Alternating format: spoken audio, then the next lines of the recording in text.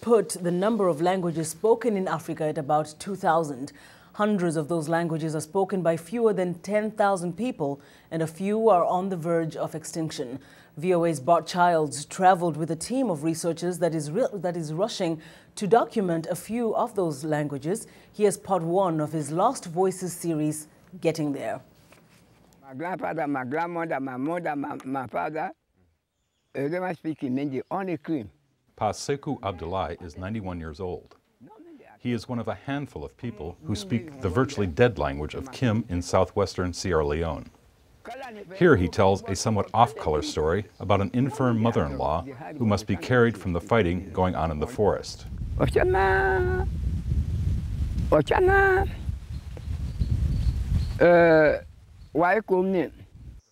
I've come here to tell the story of a small group of researchers who are documenting this language and another called BOM, in an effort to document these voices before they die for good.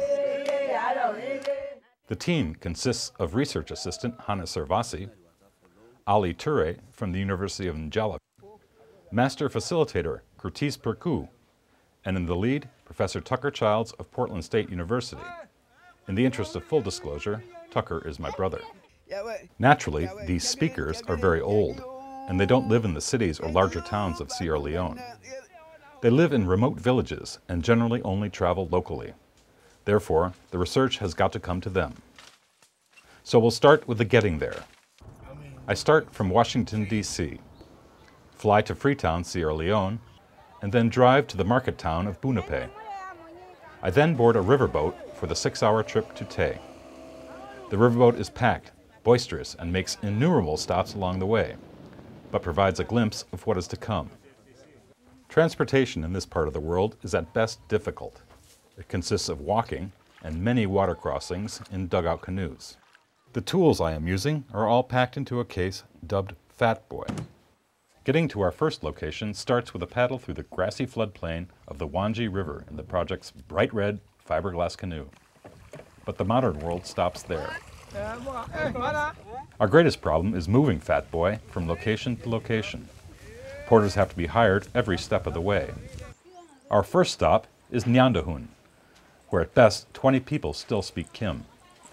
There we find Tommy Bissay, an herbalist.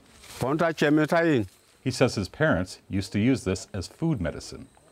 They would peel it, cook it, and it would heal various afflictions by eating.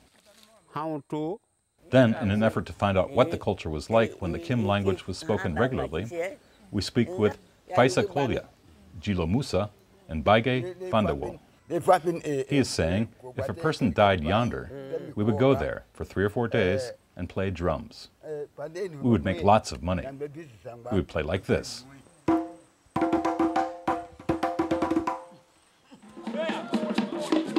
In the next dispatch, traditional dance gets carried away.